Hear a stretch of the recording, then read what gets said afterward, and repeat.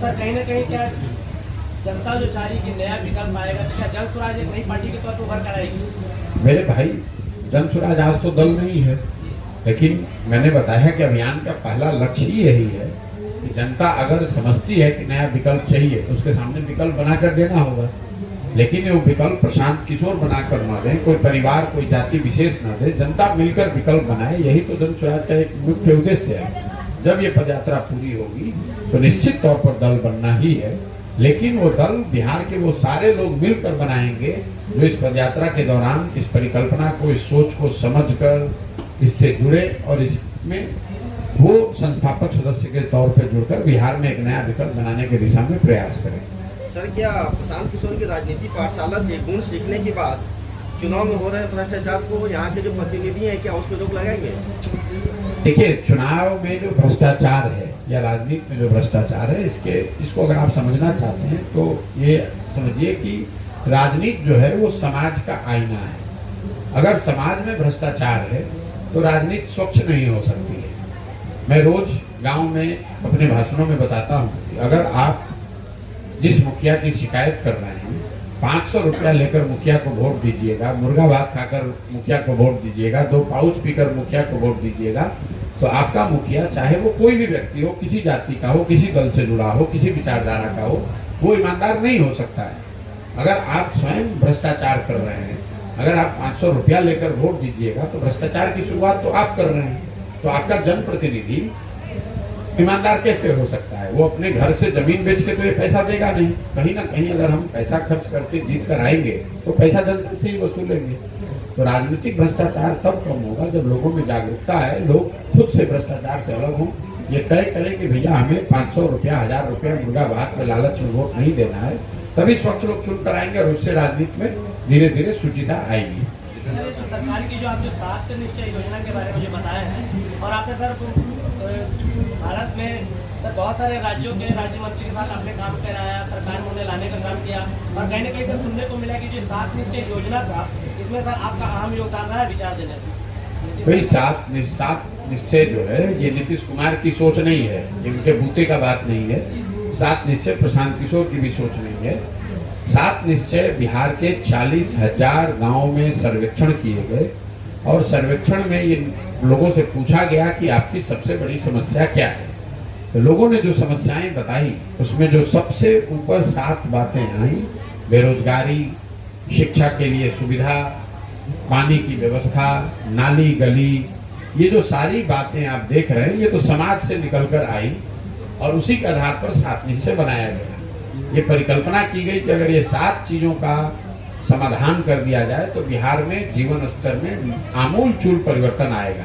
अगर बिहार के हर घर में नल से पानी पहुंचता तो निश्चित तौर पर लोगों को सुविधा आती। अगर बिहार के 1/3 परिवारों के बच्चे बैंकों से पैसा लेकर अच्छी जगह पढ़ रहे होते तो उससे उनके जीवन में फर्क आता। अगर बिहार के हर बेरोजगार युवा को 1000 रुपये महीना मिलने लगता तो उनको जाकर मजबूरी में ठेला नहीं चलाना पड़ता, मजदूरी नहीं करनी पड़ती। अगर बिहार के हर नाली, घर से निकलने वाली नाली का पक्कीकरण हो गया होता, घरों से नालियों को निकालकर उसके निस्तारण की व्यवस्था की गई होती तो गांव का स्वरूप बिल्कुल आज अलग आपको दिखता।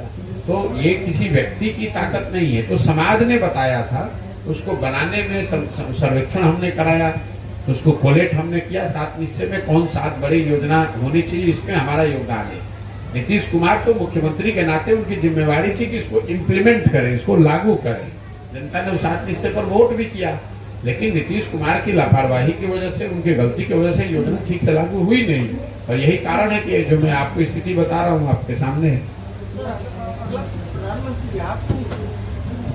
कहाँ से होंगे? तब इतना ज्ञान तो हमको है नहीं। अगला प्रधानमंत्री वो होगा जिसको देश की जनता मिलकर चुनेगी। सर, शिक्षा व्यवस्था में सर अभी आपने बताया कि शिक्षक नियुक्ति में बहुत बड़ी धांधली चल रही है, इसमें जो बिहार सरकार मैंने धांधली की बात नहीं कही, मैं हल्की बात करता नहीं हूँ बेकार की। मैं ये कह रहा हूँ कि जो आज सरकार दावा कर रही है कि हम 1,25,000 लोगों को नया नियुक्त कर रहे हैं, ये दावा सिरे से गलत है।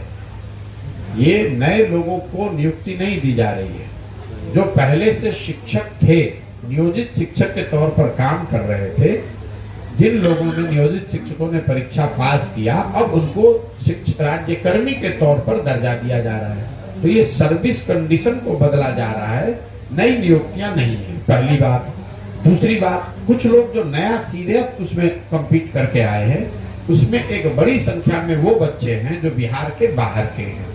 तो मेरा ये कहना है कि 1,25,000 का नियुक्ति पत्र का जो सरकार दावा कर रही है, ये तो ऐसे हो गया कि पहले से सरकार में जो नौकरी कर रहा है उसी को बुलाकर गांधी मैदान में फिर से नया नियुक्ति पत्र दे दीजिए और कहिए कि हमने सब लोगों को नौकरी दे दी। 1,25,000 में एक बड़ी संख्या उन लोगों की है, उन बच्चों की है, उन शिक्षकों की है जो पहले से ही नौकरी में थे। दूसरा, एक बड़ी संख्या उन बच्चों की है जो दूसरे राज्यों से आए हैं, वो बिहार के बच्चे नहीं है। एक संख्या ऐसी है, कुछ लोगों को, कुछ हजार बच्चों को जरूर नौकरी मिली। सरकार को पहले ये स्पष्ट करना चाहिए कि 1,25,000 में कितने नए लोगों को नौकरी मिली, कितने बिहार के बच्चों को नौकरी मिली और कितने बाहर के बच्चों को नौकरी मिली है। बिहार के करोड़ों बच्चे बाहर जाकर मजदूरी कर रहे हैं और यूपी के, मध्य प्रदेश के लड़के आकर यहाँ शिक्षक बनेंगे। ये आपको नीतीश कुमार की सोच है और नीतीश कुमार के नीतियों का परिणाम है। हम लोग के बच्चे गुजरात में जाकर बोरा उठाएंगे और गुजरात यूपी के बच्चे आकर यहाँ पर पढ़ाएंगे हम लोगों को। शिक्षक नियुक्ति में जो सर डोमिल साइन जो खत्म कर दिया गया है सरकार की नीति, अरे यही उसका असर तो आपको बता रहे हैं। हजारों की संख्या में यूपी के या दूसरे राज्यों के लड़के यहाँ शिक्षक बनकर काम करेंगे। तो हम लोग, ये वो राज्य है जहाँ पूरे दुनिया के लोग आते थे पढ़ने, और आज नीतीश कुमार के राज्य में हम लोग को पूरा अनपढ़ बना दिया गया। और अब हम लोग को पढ़ाने के लिए यूपी से लड़के आकर पढ़ाएंगे और हम लोग के बच्चे जाकर बोरा ढोएंगे, दूसरे जगह ठेला लगाएंगे। ये नीतीश कुमार की दूरदर्शिता का आलम है। सर, जापान से जब लौटे हुए थे तेजस्वी जी, पूछ लेंगे सबको। बोले सर कि जिस तरह से सर रोड मैप पे अभी आपके द्वारा काम किया जा रहा है, जन सुराज बनाया जा रहा है, यात्रा के दौरान जो आप बता रहे हैं, बहुत लोगों को अमूलचूल परिवर्तन की बात बताई जा रही है। अभी आपने बताया कि पूरे गांव से राजनीति में नए युवाओं को मौका देंगे। तो इसी तरह की सर एक पार्टी बनी थी आम आदमी पार्टी, और इसी तरह के संभाग दिखाए गए थे, और स्थिति अभी क्या है लोगों के सामने से, इस पर क्या कहेंगे? मेरे भाई, आप पत्रकार होने के नाते पहले तो ये समझिए कि नारंगी और सेव को कंपेयर मत कीजिए। आम आदमी पार्टी बनाते समय कौन सी पदयात्रा हुई थी, कहां से गांव से लोग निकाले गए थे, किनको ट्रेनिंग दिया गया था, ये तो आपको पता होगा, हमें तो नहीं मालूम है। आम आदमी पार्टी अन्ना आंदोलन से निकली हुई एक व्यवस्था थी जिसमें 10, 20, 50 लोगों ने कहा कि हम सही हैं, हमें मालूम है कि देश कैसे सुधारना है, और उसके आधार पर एक पार्टी बनी और एक छोटे से राज्य दिल्ली में उन्होंने अपनी एक व्यवस्था कायम की है। जो हम लोग कर रहे हैं ये महात्मा गांधी की उस सोच से प्रेरित है जो आज़ादी से पहले उन्होंने कांग्रेस के तौर पर स्थापित की। गांधी जी ने अफ्रीका से लौटने के बाद दल नहीं बनाया, जो कांग्रेस थी उसको जन जन तक, गांव गांव तक ले गए, और जो व्यवस्था कांग्रेस की सिर्फ पढ़े लिखे इंटेलेक्चुअल्स की, मिडिल क्लास की जो व्यवस्था थी, उसको उन्होंने गांव जमीन की व्यवस्था बनाई। हर एक आदमी को देश में ये ऐसा विश्वास जगाया कि अगर आप कांग्रेस ज्वाइन कर लेंगे, कांग्रेस के प्लेटफॉर्म का हिस्सा हो जाएंगे, तो आप आज़ादी की लड़ाई में कुछ ना कुछ योगदान दे पाएंगे। तो मैं जो व्यवस्था बना रहा हूँ कि अगर बिहार में आप कुछ अपने व्यवस्था के लिए, अपने बच्चों के लिए सुधार लाना चाहते हैं, अगर आप जन सुराज से जुड़ेंगे तो जुड़कर अपनी क्षमता के अनुसार कुछ न कुछ बिहार के बेहतरी के लिए, अपने बच्चों के भविष्य के लिए कर पाएंगे। आम आदमी पार्टी से इसका कोई सरोकार नहीं है। ये पूरी सोच आजादी के पहले महात्मा गांधी की जो कांग्रेस थी उससे प्रेरित है, और उसी को आज के परिप्रेक्ष्य में बिहार में बनाने का प्रयास है। माना जाए कि जनसुराज जब पार्टी का एक रूप बने, उस समय जैसे कोई भाजपा में है या जदयू में है, राजद में है, वैसे लोगों को भी रखा जाएगा जनसुराज में? या देखिए, जनसुराज पार्टी बनने की जो प्रक्रिया है वो अपने आप में इतनी लंबी है कि ये घटना कोई एक दिन में नहीं होगी। मधुबनी में जो लोग, मैंने आपको बताया, करीब 60,000 लोग इससे जुड़ेंगे या जुड़ रहे हैं, उसमें से स्वाभाविक तौर पर बहुत सारे ऐसे लोग होंगे जो दूसरे दलों से जुड़े हुए रहे हैं। कुछ बहुत बड़ी संख्या में ऐसे भी लोग हैं जो राजनीति में जुड़े ही नहीं थे लेकिन आएंगे, इसमें जुड़ेंगे। सिर्फ कोई आरजेडी में ये बात चर्चा होती रही है कि क्या हमें ये कहना चाहिए कि जो पिछले दूसरे दलों से जुड़े हैं उनको न शामिल किया जाए। मेरी समझ से वो उचित नहीं होगा, इसलिए कि बहुत सारे अच्छे लोग दूसरे दल में भी हो सकते हैं। व्यवस्था के विकल्प के अभाव में जैसे आप गलत लोग को वोट दे रहे हैं, वो राजनीति करने वाला भी उसके पास कोई विकल्प नहीं था तो किसी गलत विकल्प के साथ काम कर रहा था। तो कोई मापदंड ऐसा नहीं है कि नहीं अगर आप दूसरे दल में हैं तो इसमें नहीं आ सकते हैं, लेकिन अगर आप इसमें आएंगे तो आपको इसी परिकल्पना, इसी सोच, इसी व्यवस्था का हिस्सा बनकर चलना पड़ेगा। आपके बाबूजी विधायक थे, आप जनसुराज में आइएगा और चुनाव लड़ जाइएगा, ऐसा नहीं हो सकता है। यहाँ पर अगर आपको उम्मीदवार बनना है तो जो जनसुराज के संस्थापक सदस्य हैं वो बैठेंगे, तय करेंगे, वोट देकर आपके पक्ष में मतदान देंगे, तभी आप इसके उम्मीदवार बन सकते हैं, तभी आपको कोई संगठन में जिम्मेवारी मिल सकती है। सर, क्या बिहार में तीसरा राजनीतिक फ्रंट की तैयारी हो रही है?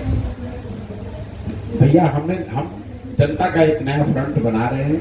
अब वो तीसरा है कि पहला है कि दूसरा है वो तो गिनती हमें नहीं मालूम है। हमारा काम यह है कि जो काम हम जीवन में अभी तक नेताओं के लिए, दलों के लिए कर रहे थे, वो काम हम जनता के लिए करें। आप लोग, कई लोगों को लगता है भाई पहले आप ये करते थे, आज ये कर रहे हैं, उसमें कोई फर्क नहीं। पहले हम पार्टियों को, दलों को बताते थे कि आप अपने संगठन को कैसे व्यवस्थित कीजिए, कैसे जनता से किन मुद्दों पर बात कीजिए, आपका एजेंडा क्या होना चाहिए। वही चीज मैं आज जनता को बता रहा हूँ कि कैसे आप साथ में आकर एक नया विकल्प बना सकते हैं। अगर आप विकल्प बना लेंगे तो कैसे आप चुनाव लड़ सकते हैं, किन मुद्दों पर आप इन पार्टियों से लड़कर इनको हरा सकते हैं। मेरी नजर में तो काम वही है जो मैं पहले कर रहा था। फर्क बस इतना है कि पहले इस काम को मैं पर्दे के पीछे से किसी दल या राजनीतिक नेता के लिए कर रहा था, अभी ये काम मैं जनता के लिए करने का प्रयास कर रहा हूँ। आपने कई पार्टियों का प्रचार किया, समर्थन किया, जिताने का काम किया। अभी आने वाले लोकसभा और विधानसभा चुनाव को आपकी सोच में नहीं, मैंने चुनाव से अपने आप को अलग कर लिया है। 2 मई 2021 को बंगाल, तमिलनाडु जीतने के बाद मैंने सार्वजनिक तौर पर यह घोषणा कर दी कि मुझे अब वो काम करना ही नहीं है। 10 वर्ष हमने उस काम को किया, जो अनुभव हुआ, जो सीखा, जो समझा, उसके आधार पर हमने साल भर बैठ के ये परिकल्पना बनाई कि नहीं, अगर राजनीति में, सरकार में आमूलचूल परिवर्तन लाना है तो समाज में निचले स्तर पर उतर के पहले समाज को जगाना होगा, समझाना होगा, उनको इकट्ठित करना होगा। उससे, उस ऊर्जा से, उस सोच से निकले हुए दल से ही आमूलचूल व्यवस्था का परिवर्तन किया जा सकता है। और उसी काम को आप देख रहे हैं कि पिछले 2 साल से मैं ईमानदारी से करने की कोशिश कर रहा हूँ। 2 वर्ष लगे, 5 वर्ष लगे, 10 वर्ष लगे, मैं पूरी तरीके से मेरे जीवन में संकल्पित हूँ, मुझे करना यही है। विधानसभा में क्या हो रहा है, लोकसभा में क्या हो रहा है, कौन दल जीत रहा है, कौन हार रहा है, वो मेरा सरोकार नहीं है। मेरा सरोकार है कि मुझे आने वाले कुछ वर्षों में अपने जीवन के पूरी ताकत बिहार की जनता की स्थिति को सुधारने के लिए लगाना है। हम लोगों ने कांग्रेस का शासन देखा, बिहार नहीं सुधरा। हम लोगों ने लालू जी का शासन देखा, बिहार नहीं सुधरा। नीतीश का शासन देखा, भाजपा का शासन देखा, तो बिहार तो नहीं सुधरा। लोग पूछते हैं भैया लोकसभा में किसको जीतना चाहिए।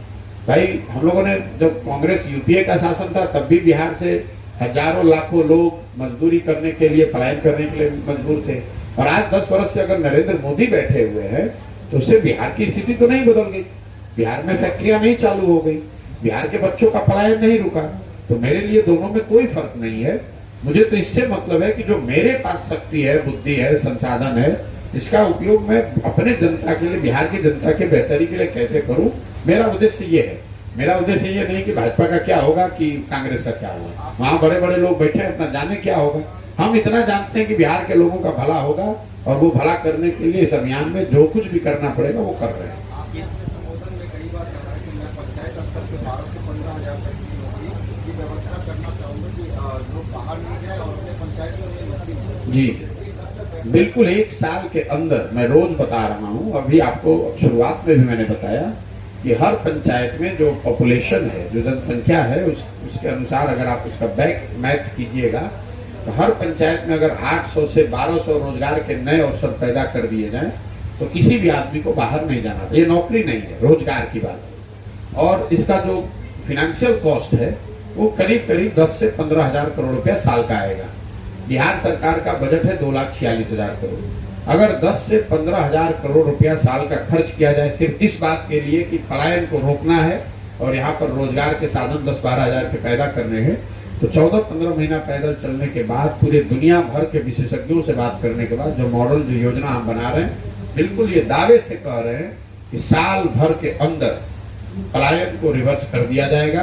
किसी को मजबूरी में, आप स्वेच्छा से जाना चाहते हैं जाइए, लेकिन किसी को भी 10-12 हजार रुपए के रोजगार के लिए, मजदूरी के लिए बिहार से अपने पंचायत, अपने घर को छोड़कर नहीं जाना पड़ेगा। और मेरे लिए बिहार के संदर्भ में ये सबसे बड़ी प्राथमिकता है। यहाँ पर जो मैंने अपने बात में बताया कि बेरोजगारी और पलायन इतना बड़ा मुद्दा है कि इसको अगर नहीं सॉर्ट किया जाएगा तब तक कुछ नहीं हो सकता है। शिक्षा और रोजगार, अगर दो चीज हो तो ही बिहार सुधरेगा। अनाज बांटने से, सड़क बनाने से, बिजली लाने से, बाढ़ रोकने से, वो सब चीज है।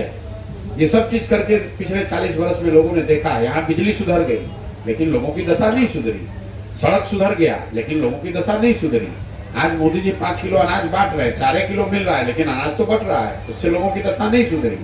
लोगों की दशा बिहार में तब तक नहीं सुधरेगी जब तक यहाँ के लोगों को आमूल चूल तौर पर शिक्षा और रोजगार के लिए जिन राज्यों में भी सुधार हुआ है, चाहे वो पंजाब हो, हरियाणा हो, गुजरात हो, महाराष्ट्र हो, आप देश भर में देखेंगे सुधार इन 2 पिलर्स पे ही हुआ है। लोगों को शिक्षित होना और उनके पास रोजी रोजगार करने का अवसर मुहैया कराना सरकार की ये सबसे बड़ी प्राथमिकता है। और मैं समझता हूँ कि इसको साल भर में किया जा सकता है। शिक्षा 1 साल में नहीं सुधरेगा, उसमें तो समय लगेगा, लेकिन पलायन निश्चित तौर पर रोक दिया जाएगा। सर ठीक है भैया। सर, आपने तो अभी तक कई पार्टियों में बतौर चाणक्य के रूप में काम किया है, क्या अब आपकी बारी है सीएम बनने की? मेरे भाई, ऐसा है, मैं रोज अपने भाषणों में भी कहता हूँ, आप हमारी सोच को इतना जानते नहीं हैं।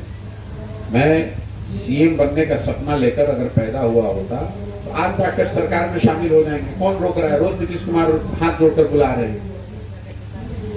नीतीश कुमार तो रोज बुला रहे हैं, भाई हम तो वहां जा सकते हैं, हम ममता बनर्जी के पार्टी में चले जाएं, हम जगन मोहन रेड्डी के पार्टी से राज्यसभा में चले जाएं, हम तमिल, आप कोई राज्य बता दीजिए, वहीं से चले जाते हैं पार्लियामेंट। हमारे जीवन का वो लक्ष्य ही नहीं है। आप हमारे लक्ष्य को छोटा समझते हैं। हमें सीएम बनने में कोई रुचि नहीं है। हमारी रुचि इसमें है कि अगले जीवन के 10 बरस